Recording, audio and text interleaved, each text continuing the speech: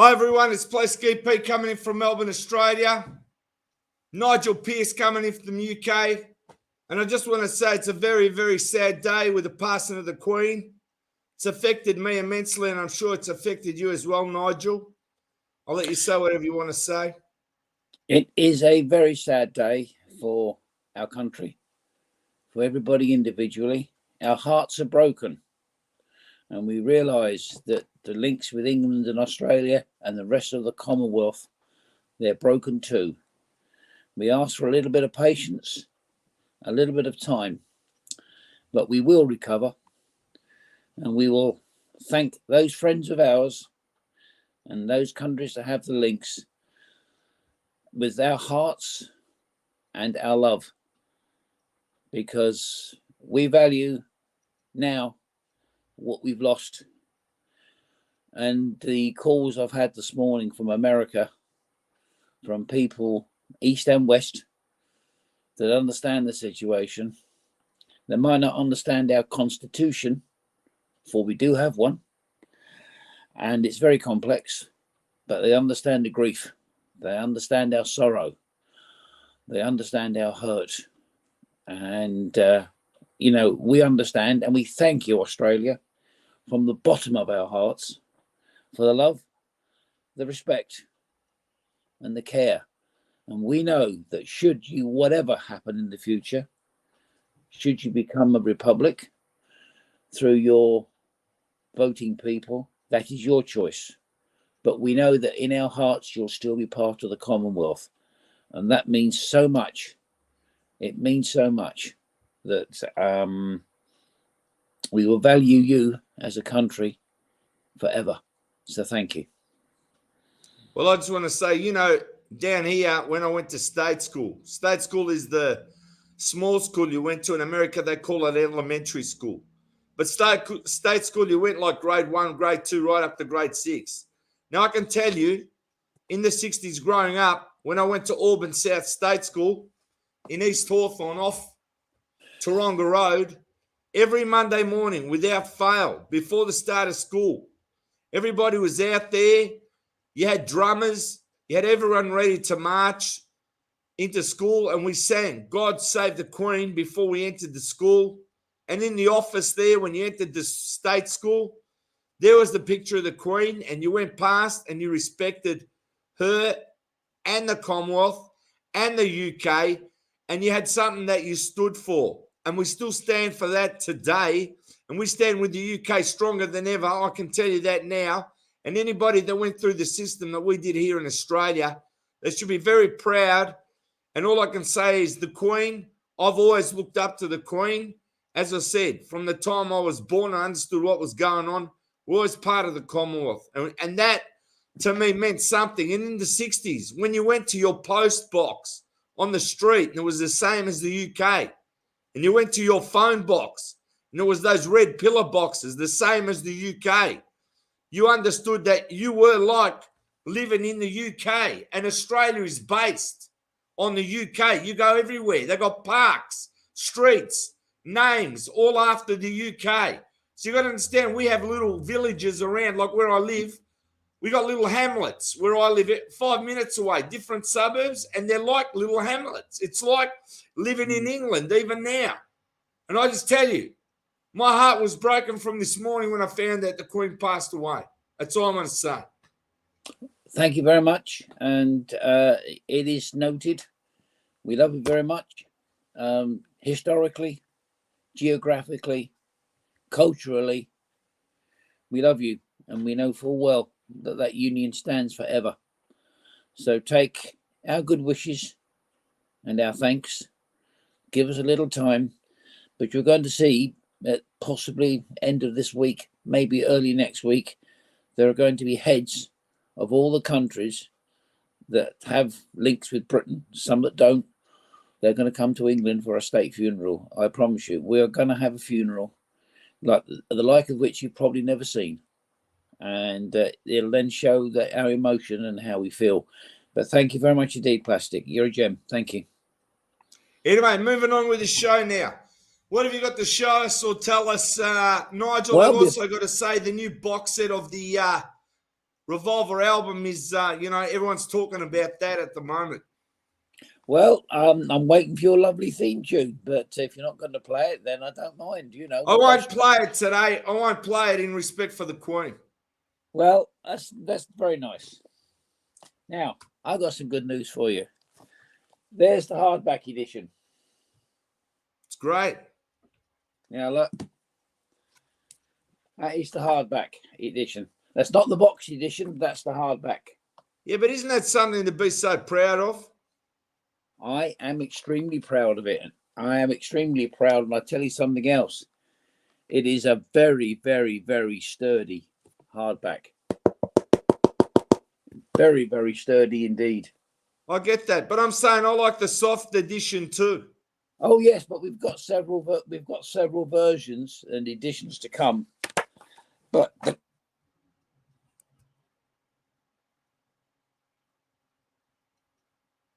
file copy there it is. That is the hardback edition of the book, and the response has been absolutely terrific. And now, Nigel, can you tell everybody where they can buy the hardback and the softback? Now, just go through what's for sale now. Right. Well, there is a softback unnumbered edition, which is limitless, and there's the hardback edition, which we're showing you this morning, which you've just shown the advert for. Inside is exactly the same. It's available at Amazon, and it soon hopefully will be in good sort of international retailers. And it's also available at www.insideandoutside3.com. And the responses I've had from the emails, despite our tragic loss, have been absolutely incredible. So we have a product that has been eagerly awaited by Beatles fans for a good number of years. And it's a different attack on the project known as the Beatles, because it's personal. We're not here to do kiss and tell. We're not here to do, they did this, they did that. It's a celebration of Apple. It's a celebration of the Beatles. It's a celebration of everything that's involved with it that I've managed to gain through my years of loyalty, collecting, and obtaining. Very much like you do with the monkeys. And I've got a little bit of information for you about the monkeys a little bit later on in the program. So there you go. But thank you for what you're doing, Plastic. As I say, there is a copy in the post to you. And it was sent a couple of weeks ago. It'll probably take another 4 or 5 weeks to get to you, but you have a copy coming. Can I ask you, did you sign it? Of course. Okay, that's all I need to know. Of course. You honestly think if you didn't sign it, it only means half of what it is. Do you honestly think that I would let Can I ask you, did you send me a soft bound? I did. Okay, that's what I wanted. So you read my mind. Oh, yes. Well, that's why we're friends. That's why we're friends. I like the soft bound because when you flick through the pages, it's got bent. I love that. Well, we're all a bit bent, aren't we? Don't take me the wrong way, please, because I'm just as mad as anybody else. And I'm just saying, did you put in the T-shirt and the USB? Yes, I did. Okay, great. Oh, I can't wait. It's like, can't wait. Don't wish your life away, my friend, because you're only here once. And also, I got to say something, Nigel. You know what I love? No matter what shows I'm doing, and you come in from wherever you come in, and when you come in, tell me the fact that isn't it so great that you can just come in any show, doesn't matter what it's about or whatever, and it's just great. Do you agree? Yeah, it is, and absolutely fantastic. Now then, you said it. There it is. Look, there's my Revolver T-shirt. Fantastic. I love it. Did they send you that, or did you have that? I've had this a long time. It's one I've had a long time. Yes, the Revolver Deluxe package comes out on the 28th of October. Apparently there's over 100 tracks on it. There are several denominations, of which of course I shall get one. I don't know which one I shall get. I'd like to get the full box set of 7 CDs plus all the bits, but it's £124 plus VAT plus postage, so you're probably looking at about 160 quid. That's an awful lot of money. I don't expect a free one, and I don't aim for it. but I will get some, and I'll get a copy or a derivative of the set. So I have. I'm just saying, Gilles Martin went to America and did a talk about their forthcoming Revolver album. Yes, he did. And I'm getting inquiries now to do talks about the book. Yeah, but that's great. So that was one of the things that we were aiming at as well, because there's an awful lot of information, like Giles has alluded to in his talk in America, that people still don't know about the Fab Four, and I find that absolutely incredible. Now, did you know that your last surviving monkey, Mickey Dolenz, is now about to sue the FBI? Yeah, I know, that's been all over the net about files. Well, you know how it all came about, don't you, or do you? And I know it came about, he's got a friend of his or something, and they dwelled into something and asked him some questions and didn't get a reply, so they're taking it further. Well, it goes back to 1966. In 1966, as we discussed a couple of programs ago, the Monkees issued a song called The Last Train to Clarksville. Now, if you look at it as a pop song, it is a boy and a girl ending a relationship.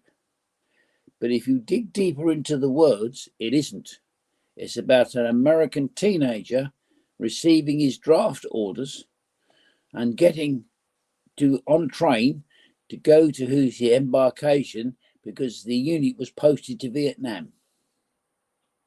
That is why J. Edgar Hoover, who was head of the FBI at the time, started a file on the Monkees because he saw them, as he put it, illiterate deviants, and they were to be watched most carefully.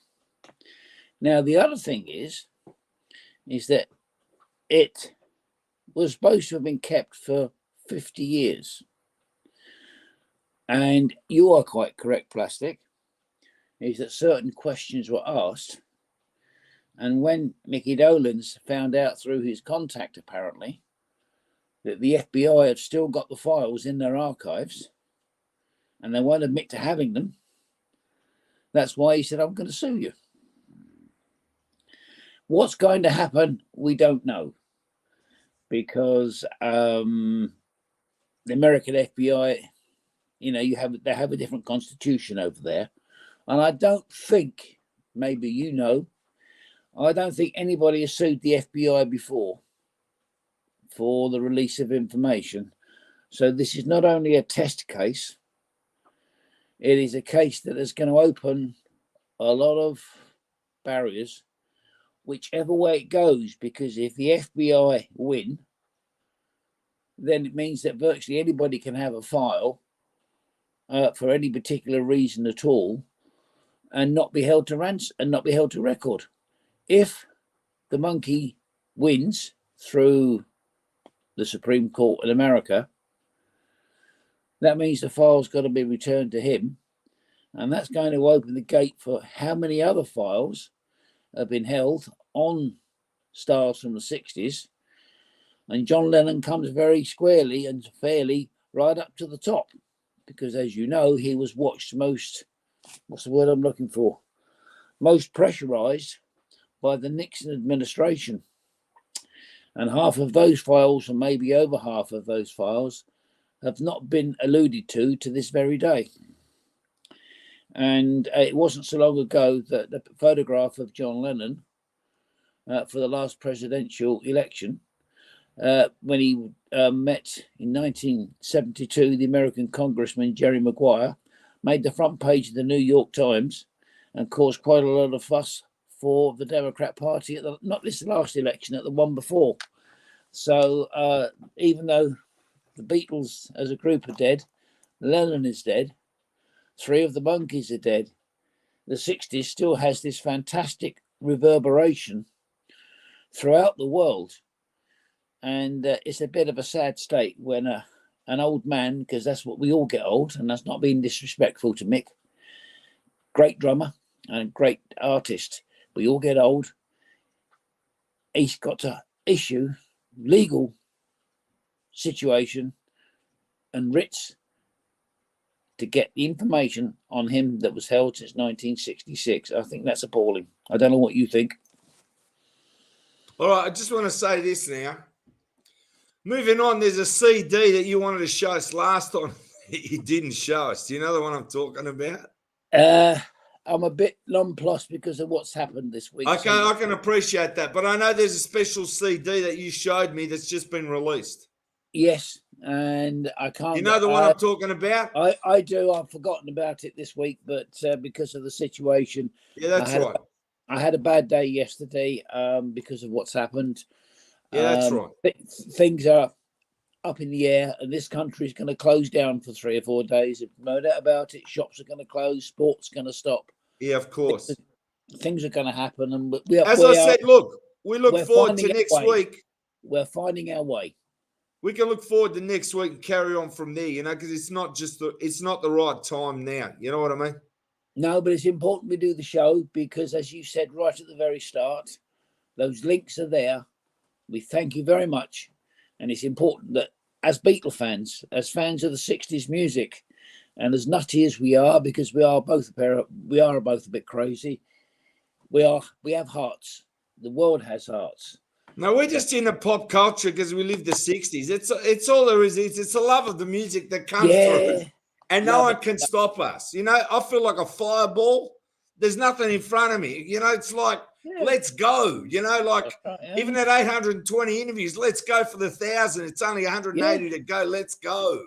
It is. And I love doing it. And I can tell you that an awful lot of people pick up this interview and comment back to me, etc., etc. Or the other thing I am going to say to you, the book, over the next week, we will be doing a video review. And it'll be posted on your show. Fantastic. I just want to say now, how did your weekend at Coma go? Where was that event? That was at Chroma. It went very, very well. Amanda was absolutely wonderful, as she is, because she's got a huge talent. She's hugely talented, that lady. And she was there. She talked to people, and it's very nice when you see a lady of that stature, because she's very, very, very well known locally. I'm going to see her on the 4th of October. She is performing at Ipswich with Steve Hackett and on the Genesis Revisited tour. So I'm going down to see her, to see the concert and to meet her and Steve beforehand. So I'll see if I can get a couple of photographs for us. And but she was great. And I can tell you what, Plastic, we were standing there and she came over with her guitar next to me and she said, "You fancy joining me singing a song?" And there we were together and we sang the full song together, no rehearsals, of "Here Comes the Sun." It was absolutely marvellous. Brought a big round of applause, a big round of applause. So, and she said to me, "You're good. You're very, very good." So that's a nice compliment. I've actually sung a Beatles song in public and got a round of applause for doing so. Now, listen, I just want to say to everybody out there, right, before we wrap up, I want everyone to listen to the Plastic EP Beatles Hour. Now, the great thing is in the UK, it's on at 2 p.m. in the afternoon and repeated at midnight. So if you're up at midnight, you've got nothing to do. Do that. In the US, it's 9 a.m. Eastern time. It's played for the first time and it's repeated at 7 p.m. Eastern time. The great thing is, right, you know, they're sponsored by the Beatles magazine. So go on the internet, type in the Beatles magazine, which is in the UK. It gives you 24/7 up-to-date news on all Beatle things that are happening 24/7. So that's fantastic. Check them out, the Beatles magazine. We're big fans of that, aren't we? We are indeed. It is the news vehicle for anybody that's still, I say still, because there's lots of youngsters that weren't around when the Beatles hit us first time, second time or third time. There's a lot of youngsters out there that still have a ravenous interest on the Fab Four, and that's the place to go. Right, fantastic. And I also want to mention this because it's important, right? That's a new book out by Susie Q. Writes Decade Susie Quattro in the 70s. I was lucky enough, right, to launch that book worldwide. Came out from the it came out and it's came out from the UK, and the US didn't know anything about it. That's why it's a fantastic book. Read out the author there for me, Nigel, if you can.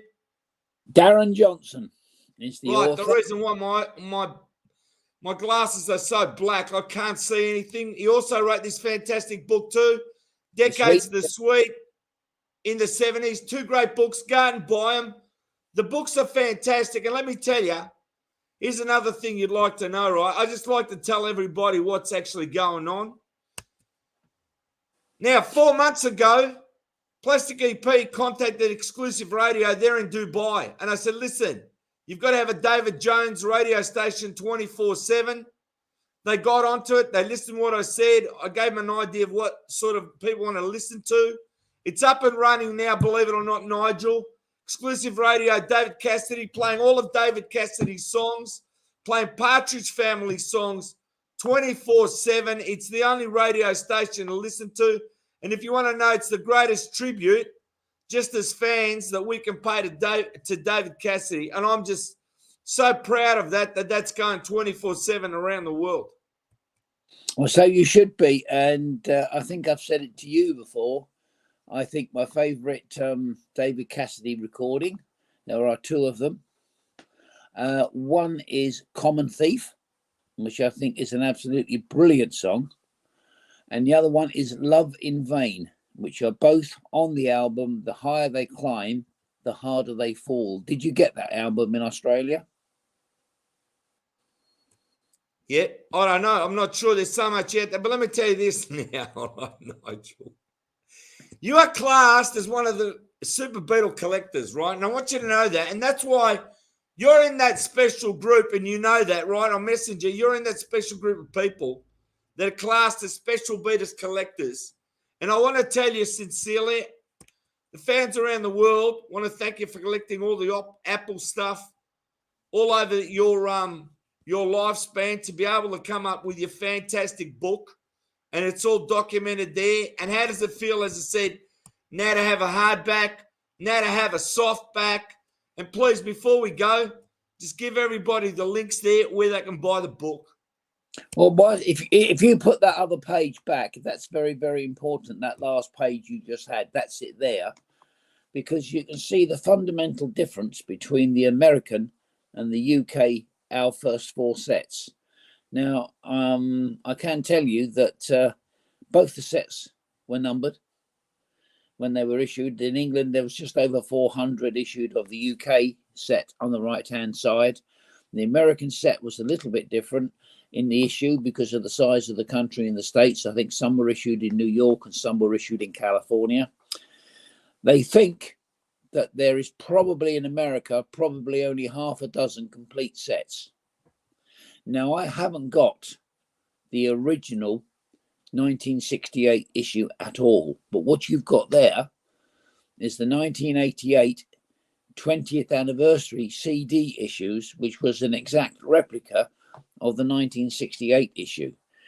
And I know that one of those sets on the CDs has just been sold very privately from somebody in California to somebody in New York, and it was sold for nearly $20,000.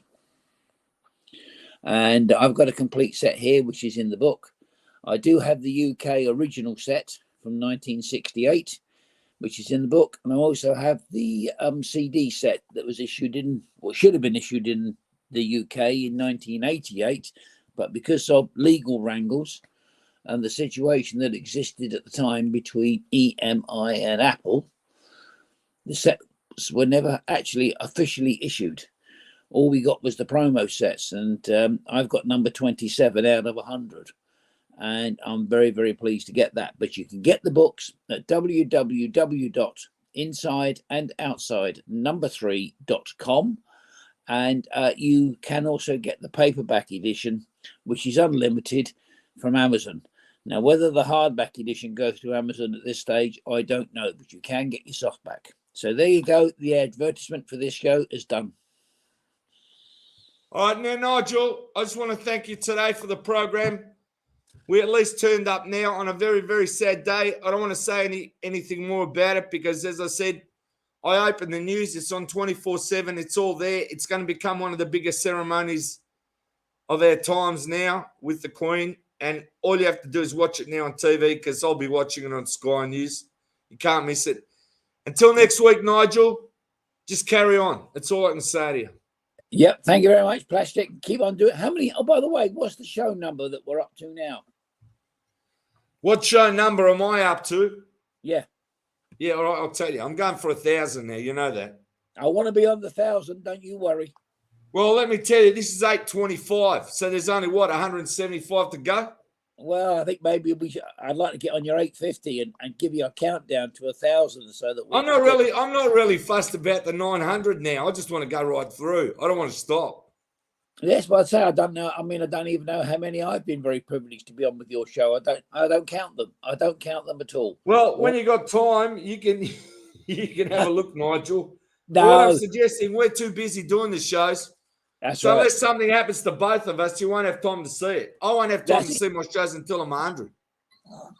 You're quite right there. That's the way to be, buddy. That's the way. I'm living in the future. I'm not living in the past. You know, like I got a very big interview happening next week. Right. Pardon? Hey, no one's meant to know, right? I've got a very big interview happening next week. I can probably say who it is. Should I say who it is? Because I never say who it is.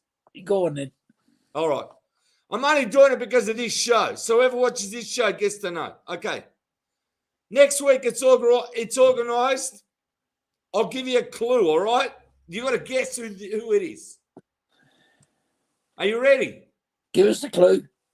I'll give you a clue. Now, the only clue I can give you is this is her dad, right? This is her dad, right? Everybody loves somebody sometime. And the other song?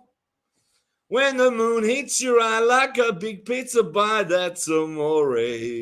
Well, that's Dean Martin. Right, so I'm interviewing Dean Martin's daughter, Dina Martin. Beautiful, beautiful. Well, give her my best. I'd love to be there, but it's an interview that I shall relish looking at. But please give her love from England. And because I mean that, and I'll tell her that. Please do. And if she ever wants to come on an English UK radio show, let her know because I'd love to do it as well. But no, Dina Martin, yes, I like Dean Martin actually. But I like his version of "Gentle on My Mind." Yeah, I love Dean Martin. Little old wine drinker me. Yes, I like Dean Martin. I thought he was an actor of some comedy excellence. I mean, you've only got to look at the films he did with Jerry Lewis. That's it. That's enough to say right there. They're the greatest movies ever made. But I also want to say something. Now, I'm being honest, all right? You understand? I love Frank Sinatra. I do. But Dean Martin, no offense, Dean Martin means more to me than Frank Sinatra. This is just the way I've been brought up because Dean Martin was more of a crooner. Where Frank Sinatra was more of a crooner, right? And Dean was a bit of a crooner too. But did you know this? I'll tell you this fact now. Elvis Presley's biggest idol was Dean Martin. Yep. Did you know that? A lot of people don't know that, but that is true. And what I'm saying is I grew up with more of Dean Martin's music than I did with Frank Sinatra, and especially with the Dean and Jerry movies. You can't beat them. It's like Abbott and Costello. It's the greatest movies ever. And that says enough. And I've got certain questions that I have to ask Dina, and I can't discuss it because you're lucky, because I know you and we're on very good terms, that I have actually said something in advance of someone I interview, because the cardinal rule is I never say anything about anybody I interview in the future. All right? Right. So that's a scoop for you as a friend. Thank you. And I've got a scoop for you, believe it or not. This is true what I'm going to tell you. I have in my collection a live recording taken from the set of the 1958 film Rio Bravo, starring John Wayne, Dean Martin and Ricky Nelson, with Walter Brennan. I have a live recording of the song in the film called My Rifle, My Pony and Me. I actually have a live recording that was not in the film of the three of them doing that song. And it is an absolutely superb recording. And now and again, I get it out and play it on one of my radio shows. So I have it, and you could tell Dina, I actually do have that live recording with her father of John Wayne, with Walter Brennan and Ricky Nelson doing My Rifle, My Pony and Me. And it was actually given to me from somebody that got the recording off the film set. So I'm very privileged to get it. So there is a real gem for you. Now, I want to tell you something. You know that song Lonesome Town that Ricky Nelson does? Love it. Now, let me explain something. That's Paul McCartney's and Linda McCartney's favorite song. Did you know that? I did. Okay. That's all I had to say. Now, the other thing, did you also know that the other song he did at the time, Rick Nelson, is also a perfect... Traveling Man was his biggest hit. Traveling Man was the biggest hit. But another one of his songs, I like Poor Little Fool, but I think the song that means the most is a song called Teenage Idol. It means, if you listen to the words, and you understand what he's talking about, for 1957-58, when that was made, that was ahead of its time. All right, so Nigel, we got to go. Thanks again. See everybody out there. See you next week. We love you. Have a great week. Money you go.